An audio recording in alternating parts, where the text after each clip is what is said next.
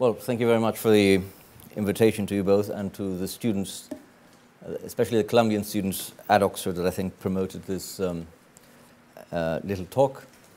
It's slightly odd to be here, I have to say, because I studied just down the street ages ago with one of those strange man sitting there to my left.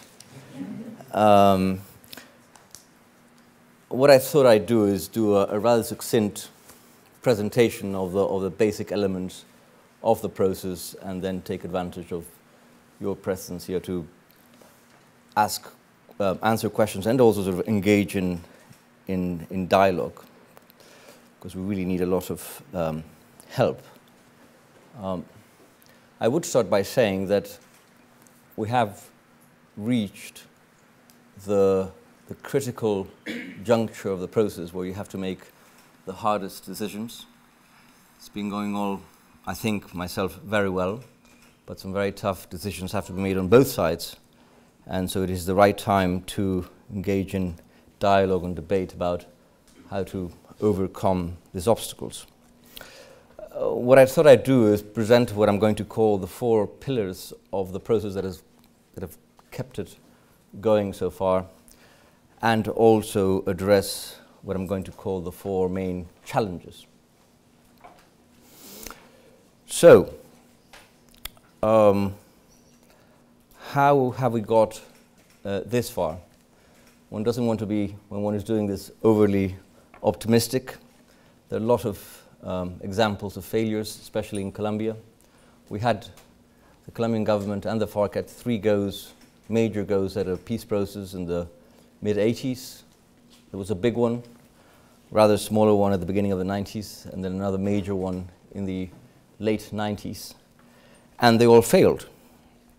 And one thing we have tried to do is to draw lessons from that experience, both in what worked and what didn't, and also learn from other processes in other parts of the world. So the first thing I would say, the first what I'm calling pillar, is the need or the idea of that you need to have a basic concept that, as the Germans would say, that sort of shapes the process and what it is about. And it is a very simple idea, and it sounds like a very obvious idea, but not in Colombia, and that is this is a process about ending the conflict, ending the armed conflict. And there is a difference there between the idea of ending the conflict and peace in general. It's obviously a process aiming at peace, but it's saying the first thing we need to do is to end the conflict. And that means a number of things. That means first, that if you're going to risk another peace process again in a country like Colombia, you have to be as sure as you can be that there is a will and especially a decision to end the conflict. And that's the first thing we asked the FARC when we started the secret talks. We are there on the basis that there is a decision to end the conflict. If you're prepared to contemplate that, we are game. If not, we can keep on doing what we are doing. Secondly, there's this very important conceptual difference between ending the conflict and peace. If you look at the agreement we signed in 2012, and I will talk a little bit more about that, it says, the first point, Roman 1, says, we have agreed to start direct talks on the points of the agenda in order to reach an agreement to put an end to the conflict and contribute to a long and lasting peace. So already there we're saying that is not peace. This is something that should contribute to peace, and the first step is to end the conflict. Now, a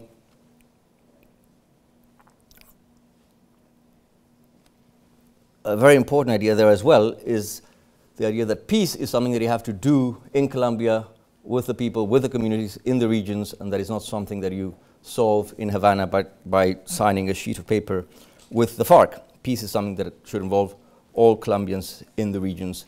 There is a true sense in which the peace process starts, doesn't end, once you sign an agreement.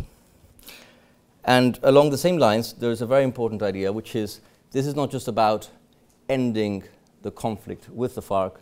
This is about really ending the cycle of violence, of political violence, I should say, that Colombia has suffered for a very long time.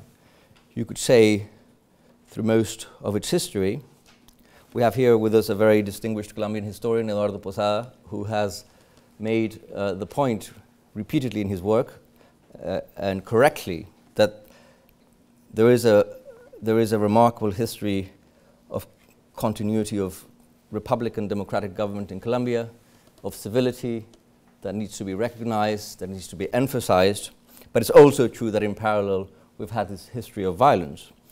So the key idea of this concept is the idea of non-recurrence or non-repetition. What are the things you need to do to make sure that this violence doesn't keep on going?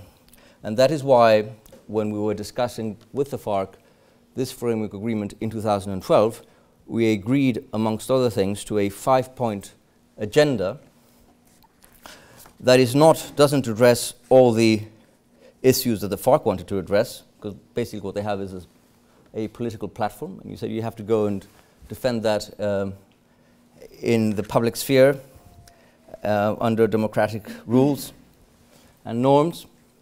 But it's not either a minimalist approach. It doesn't say peace is just about a DDR process with the FARC. It's about dealing with this, what I would call enabling conditions of violence. And those are the points we agreed to in 2012. The first one, issues of rural development.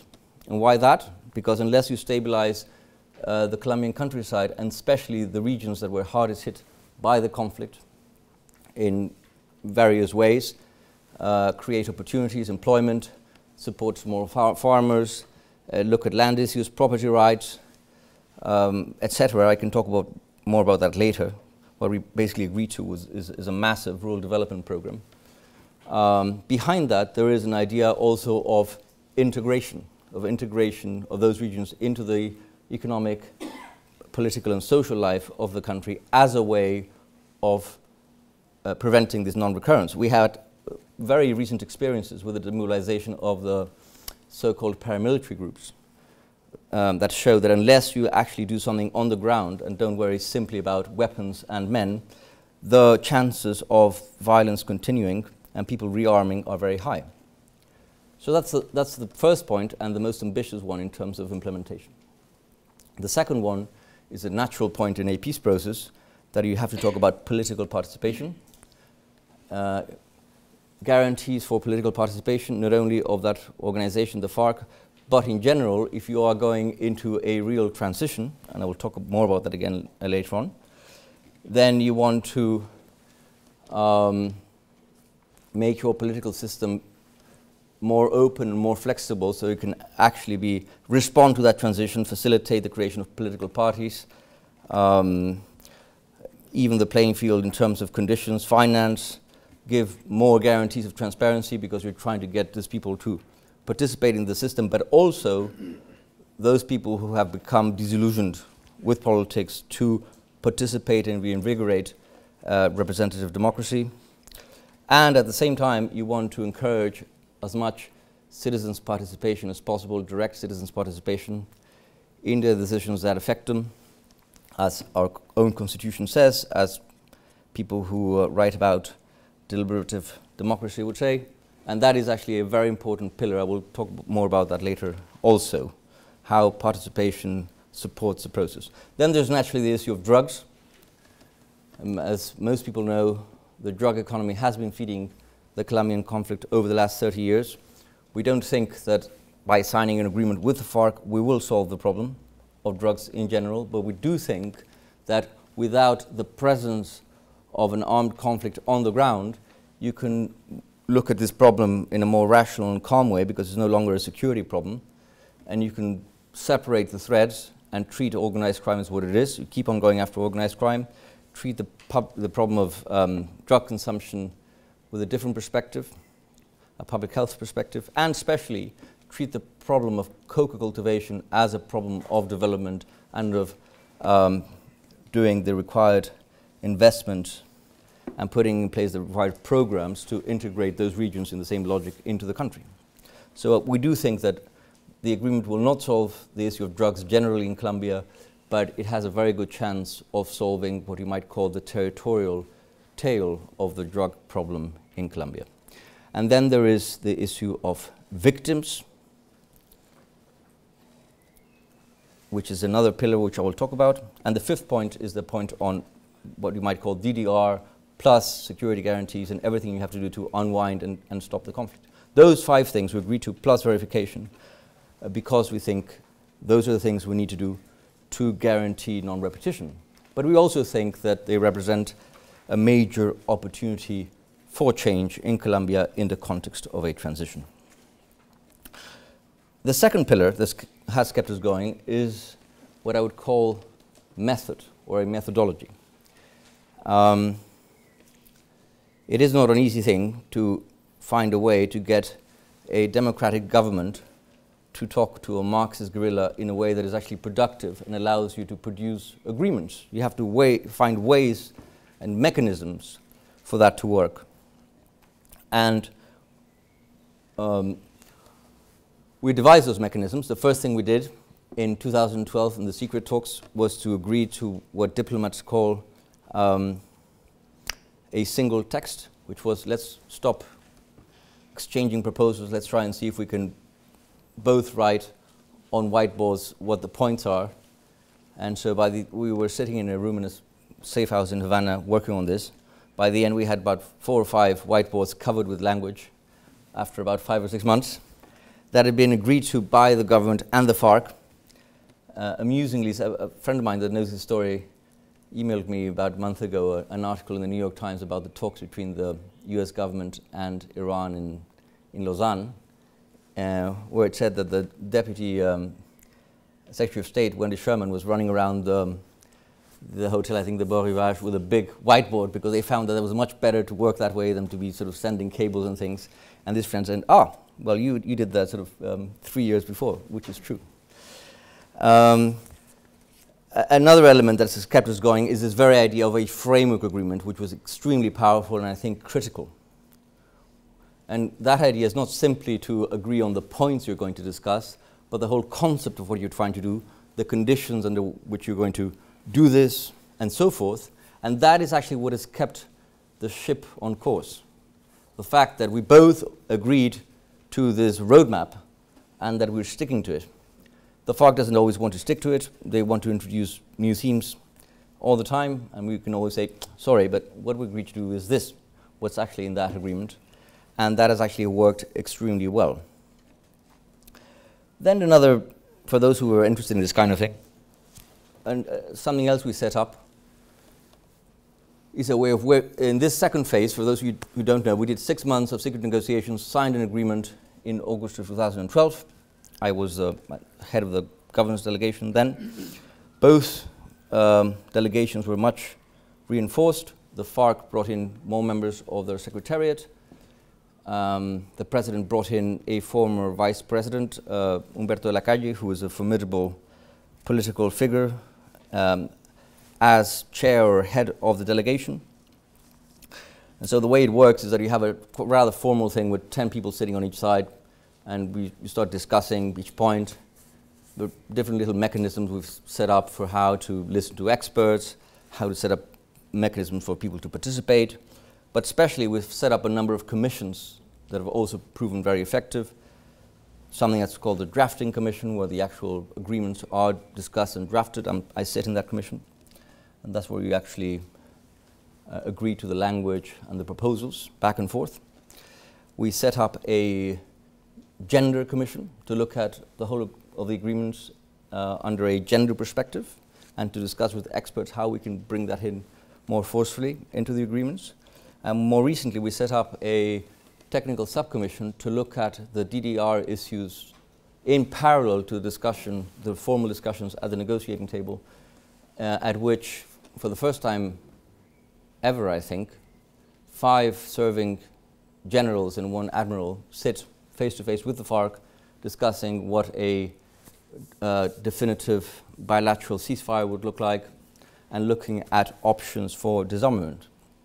So all of those mechanisms have kept us going, and they look like mechanical things, but they're actually very, very important, because that's the way you give structure to what you are doing. The third pillar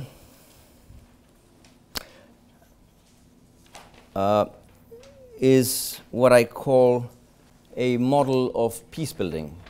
in a rather natural, organic way, because this was not something that was thought out at the very beginning, but rather naturally, in agreeing to issues of rural development, political participation, even the drugs issue, we found that everything was traversed by a logic of participation, and by a logic, by what I call a territorial logic. And that bringing those things two things together allowed us to create a model of what I have called elsewhere territorial peace.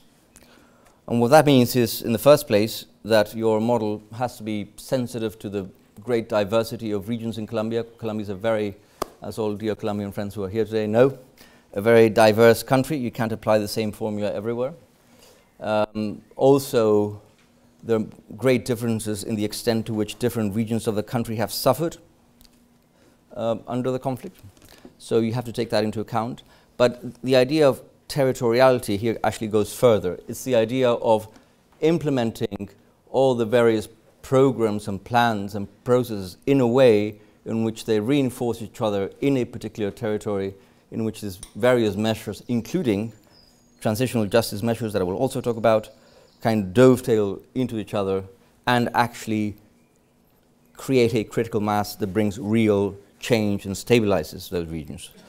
And you do that by ensuring the greatest possible participation, not just in a logic of a kind of bottom-up peace building, but rather in a logic of opening a space so that the authorities, the national programs, but also local authorities, can come into a dialogue with the communities and with society at large in those regions and discuss in what we call participatory planning processes, you know, what are the problems, what's the vision, what should peace look like in those regions, what are the main needs, what are the main projects and responses to those needs, and how can we all together implement them.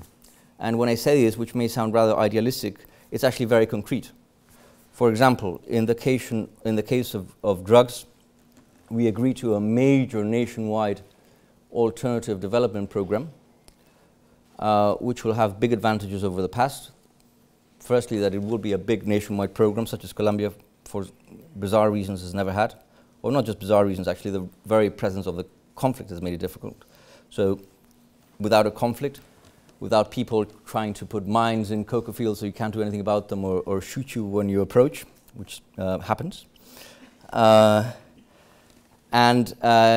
do that by creating kind of local assemblies where the program would arrive and discuss what to do, and in very concrete ways look at the particular solutions that are needed for each particular area in a logic that is not only a logic of how to solve the problem of coca, or only a logic of how to solve the problem of subsistence of a single individual, but rather how to turn around those areas, those regions, and incorporate them into, as in the case of rural development, into the life of the country.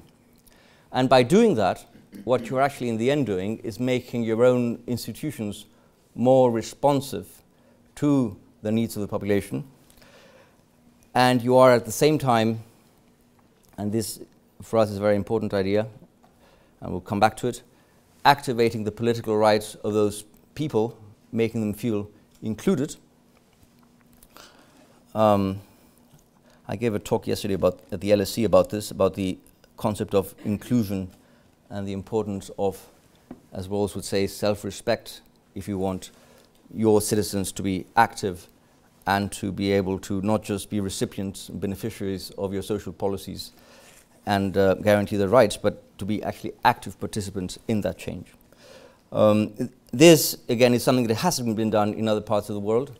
I found myself that more than the standard post-conflict literature, what's more interesting is some of the development literature that comes out of or looks at countries like India, like Brazil, where they had the same kind of problems of a center and a underdeveloped periphery, where the governments had not been able to deliver social goods for the standard political problems, blockades within your political system, clientelism and so forth, and how if you do a massive mobilization of the population, but in a very organized and methodical way, and bring in national programs, you can create a kind of sandwich that will energize change, and especially that will strengthen institutions. So that is actually what we are aiming at, and not only just with local communities, but trying to awaken the interest and tickle the imagination of the whole country. I've said many times that we should think about things like having programs for volunteers, students who can take a year off university in Bogota or in the major cities of Colombia and go off to any of these regions and participate in this participatory planning processes and contribute. That's the spirit we need to promote. And this model that we've been slowly building as we agree to things with the FARC will be the main pillar of implementation. And the fourth pillar are the victims.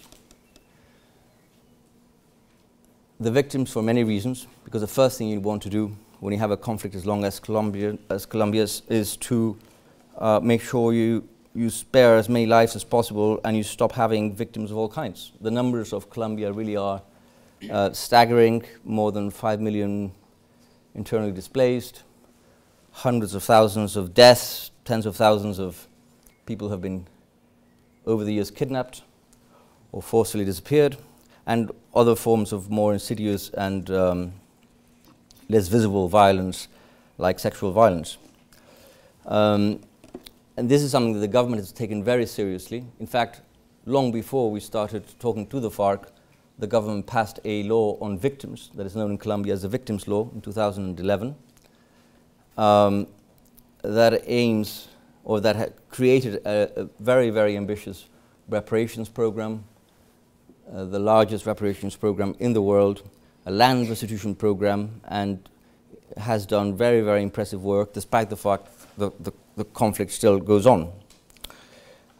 We had also, before we started talking to the FARC, passed a constitutional amendment to open a kind of legally a constitutional space that would allow us to put in place a transitional justice system of whatever kind it is that we end up agreeing to with the FARC. And that also, and this is quite important in Colombian terms, being a very legalistic country, that actually gives constitutional rank to the basic rights of the victim to truth, justice, and reparations.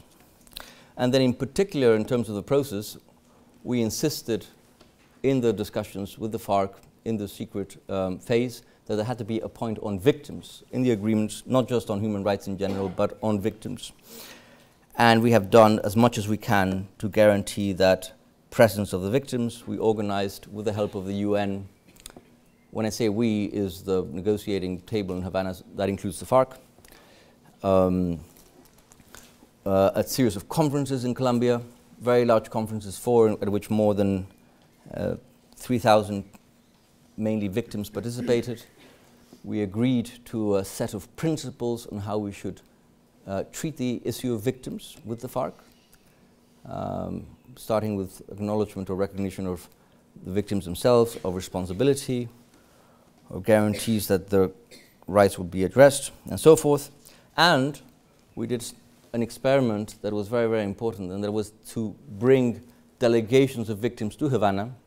We had not had, except for experts, a direct presence of third parties at the negotiation table for various reasons, including reasons of expediency. We have mechanisms in place so that people can participate in certain proposals, but we needed to concentrate and move on. But in the case of victims, we decided that we needed to make an exception. So we had 5 delegations over the last quarter of last year. Over about 3 or 4 months, we had 5 delegations of 12 victims each that represented the whole range of violations in Colombia from all actors in the conflict come to Havana, and we would sit there one day in a very solemn occasion and listen to the victims. On the one side, the government, the FARC, the UN was there, the church was there, the national university that's also helping was there. And that was very powerful, because not only did they have a lot of things to say about how we should handle this subject, but they also reminded us of why we were sitting there in the first place. I will move on now to what I'm calling 4 challenges. I mean, this is, as always, quite arbitrary. You could come up with a far longer list, but I've picked the 4 that at the moment seem to me the most serious. First is the issue of security. As many of you may know, the problem on the ground in Colombia is not just the armed confrontation between the Colombian state and the FARC. There are other threats. There's a remaining guerrilla group with whom we're also talking, but those talks are at a much earlier stage, the ELN. And there's all the spillover from the demobilization of the paramilitary groups and what we call BACRIM, which are basically forms of organized crime in the countryside, but can be also quite rather heavily armed and do try also to control territory, especially those areas where there's either coca cultivation or corridors to move drugs around. So it is a serious problem. There's a lot of potential for spoilers. So what do you do about that? Well, that's a major challenge. You have to develop a strategy to provide naturally physical security, not just security of individuals, but of those territories. So you have to adapt your security strategy to your post-conflict needs or peace-building needs with a territorial security approach. But that's not enough. You have to do more things than that to provide security. I think myself that the implementation of what we agreed to, especially in the first point on rural development and these projects that we call rural development programs with a territorial approach, which try to do a kind of rapid response. There are kind of rapid response mechanisms to implement more quickly in those areas what we would need to do in most of the country.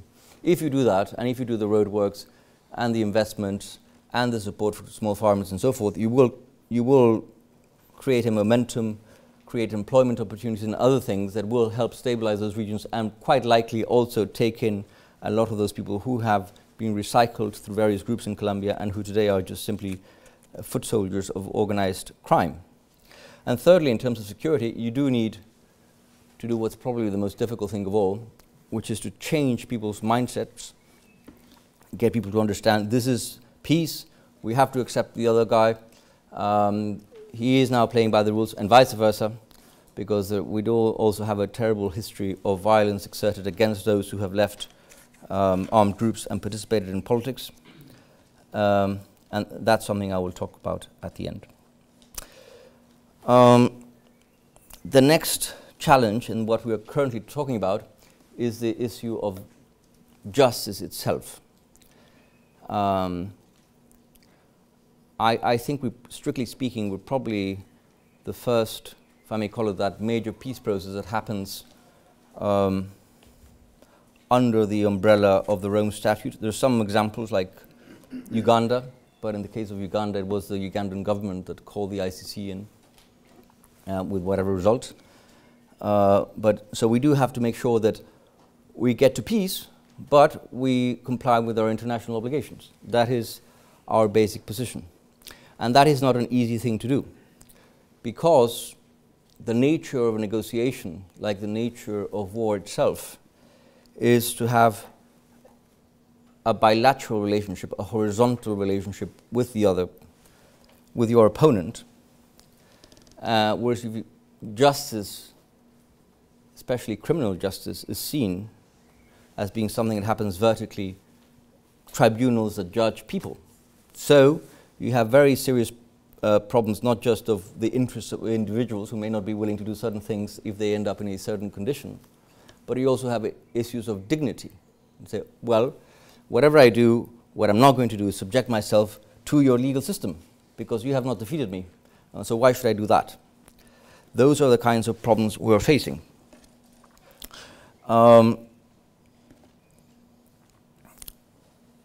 Our view, and I can only talk about this in very general terms, is that you have to investigate the hardcore of violations and breaches that may have happened, those that amount to what are now called international crimes, meaning crimes against humanity, war crimes, and that you have to agree that that has to happen, independently of what the consequences of that is, which is obviously of great interest to everyone, and that has to happen in a way which is credible, legitimate, satisfies the victims, satisfy Colombians and also the international community. So how do you do that? Well, you have to build a system based on the idea that you're ending a conflict. You have to understand you're ending a conflict. You cannot investigate every single violation that happened over 50 years for many reasons. But you can build a system that aims at the maximum possible accountability and that supports the goals of non-recurrence or non-repetition, to break the historic cycle of violence through a mixture of transitional justice measures that you don't apply mechanically. If you spend enough time reading about transitional justice, as perhaps many of you do, and we have done, you are struck a little bit by the mechanical nature of the discussions and the lumping together of things that are very different. You have to understand what is the nature of your problem, what are the measures that will most support that. But we think that it is possible to put together a package of mechanisms of truth-seeking, of reparations that are adapted to a scenario of the end of the conflict, and also some, certainly, justice to increase that accountability. Now, what you have to do, because you're negotiating, is you have to agree with the other guys on what that is going to look like. Otherwise, it's not going to happen. So you have to agree at the negotiating table on not just a strategy, but very likely on what those mechanisms that will administer justice and produce truth will look like, and in which all will have to participate, not just the FARC. And there you have a major challenge, and that is that you cannot do any of that if there is not a political will from everyone to participate, and especially a will to acknowledge what happened. The basis of the whole system is recognition of one's own responsibility, including, in the case of the government or the Colombian state, our own responsibility, which is something that governments and states naturally don't like to do too much. It's painful, but it is the only way you can build a credible and legitimate system, and that is exactly what we're talking about. And how does that system work? Which, the way I've presented it, sounds very abstract, not theoretical. Well, you want these measures to actually mean something to people on the ground, and with the same territorial logic, you want to do things that support those transitional justice goals, those goals of accountability, like, for example, having, this has been done in many places, local chapters of a truth commission that is not just about finding the truth, but it's equally, if not more, about letting victims participate in those spaces so that they can tell their stories, they're acknowledged, encouraging people who may have been connected with the conflict directly or indirectly to recognize their own responsibility. And if you do that at that level, at that community level on the ground, you can find a way to link the backward-looking objectives of accountability with the forward-looking objectives of peace. Because it's in the same regions that you will be implementing all those programs I have described, and a solid first step to actually saying we can actually work together, cooperate on this. We can re-establish relationships of trust, which is a major issue in Colombia. It has to be said not just with the FARC, but even with the state itself, because in many regions of the country, especially in the peripheral areas, the Colombian government has over the decades tried to come in with special programs, and some have worked, but generally they have not. So you will find a lot of skepticism, well-justified skepticism from communities who will think, well, what is different now? Well, what is different, as I said before, the first thing that's going to be different is that they're going to participate directly in the peace-building exercises, but it also has to have more things, like, for example, creating the scenarios for people to listen to victims and to acknowledge their own responsibility. And with that, I move to the next challenge, which are the great challenges of implementation. I won't say too much, except that what we've agreed to already is very ambitious. It will take a fair amount of time. You do have to think of all of this as a real transition, which is something that is not easy to do in a democracy, because people tend to think that everything is fine and this should actually just be about this guy's disarming and we can get on with life.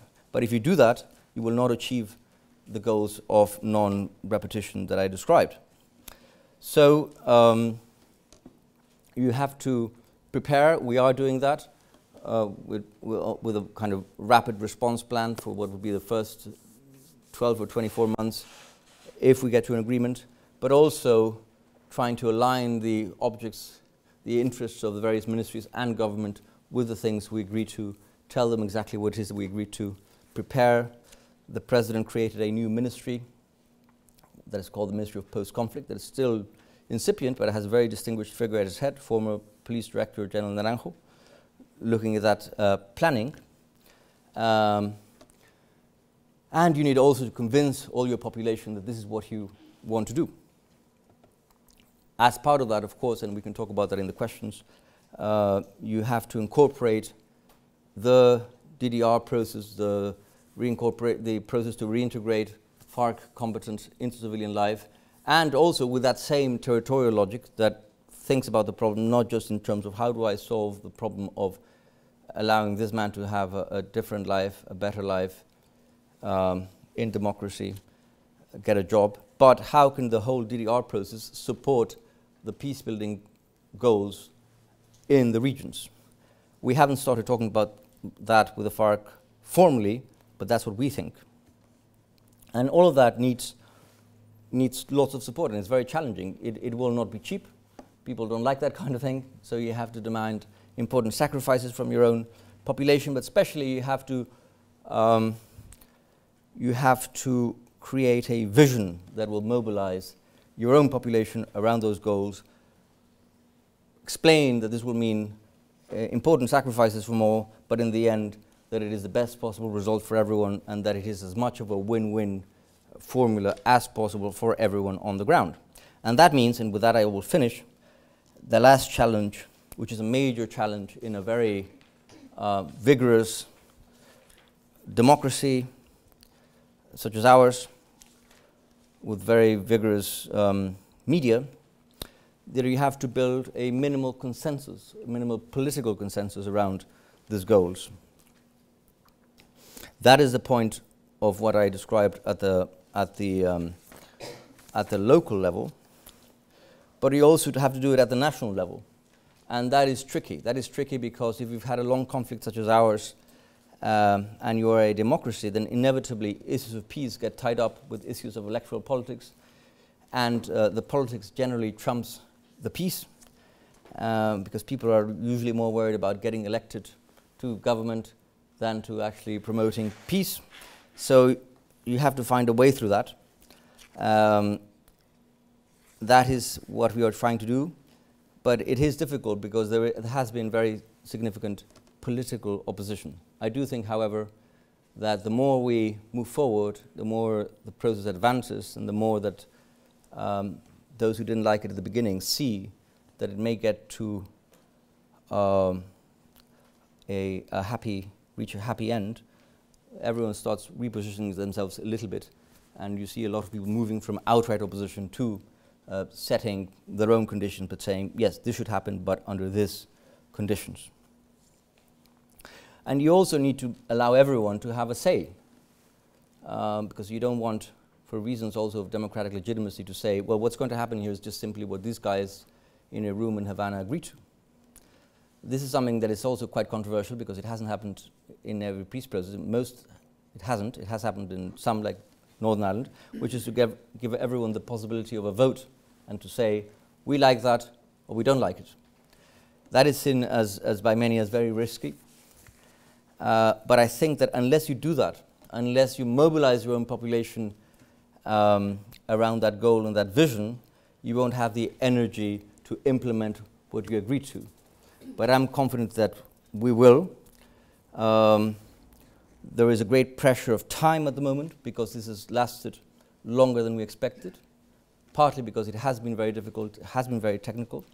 But I think for the first time we can say that without question, peace is within reach in Colombia. Thank you very much.